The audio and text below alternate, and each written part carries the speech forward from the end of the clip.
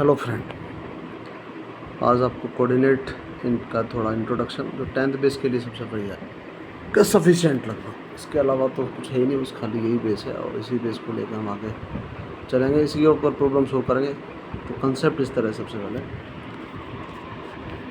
Coordinate introduction. First of all you have distance formula. Distance formula means you have 2 point A and B.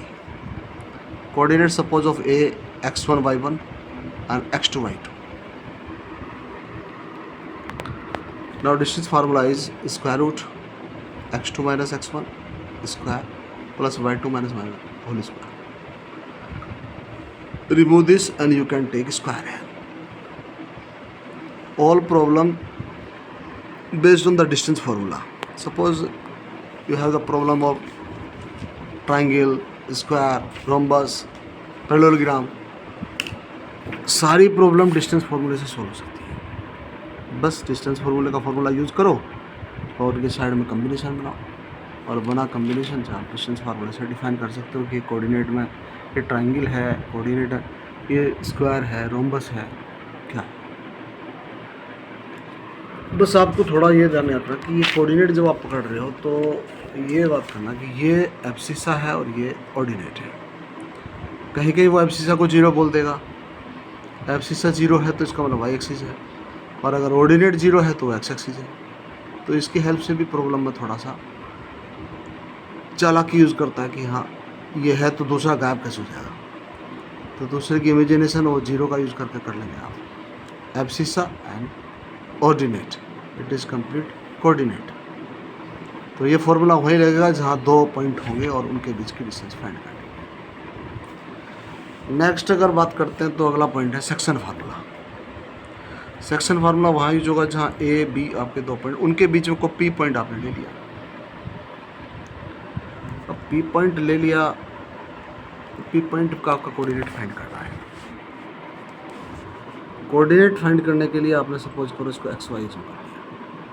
ए और B के coordinate आपको given है, या इनमें से 3 में से कोई सा एक मिसिंग है, कुछ भी हो सकता है। अब ये 2 पार्ट इसके होंगे और दोनों पार्ट को रेशो में डिफाइन कर दिया m1 और m2 अज्यूम करके चलो। तो फॉर्मूला बहुत ईजी है और लर्न करना भी आसान है। सपोज आपको x की वैल्यू चाहिए तो m1 x2 m2 x1 upon m1 plus m2। Similarly y का फाइंड कर लो, m1 y2 m2 y1 upon m1 plus m2।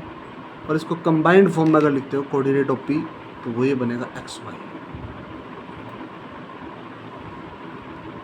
ये coordinate of find by using section formula.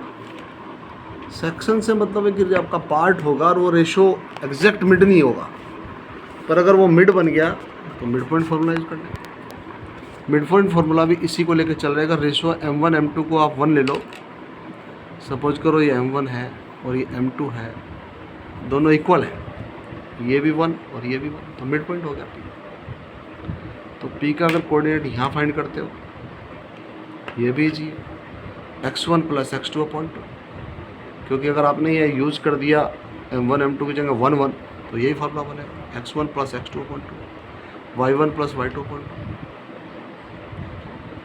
तो सेक्शन फार्मूले से मिड पॉइंट फार्मूला बना है। और ये फार्मूले के बाद तीसरा फार्मूला अगर रखते हैं सेंट्रोइड के लिए, वो केवल ट्राइंगल की प्रॉपर्टी में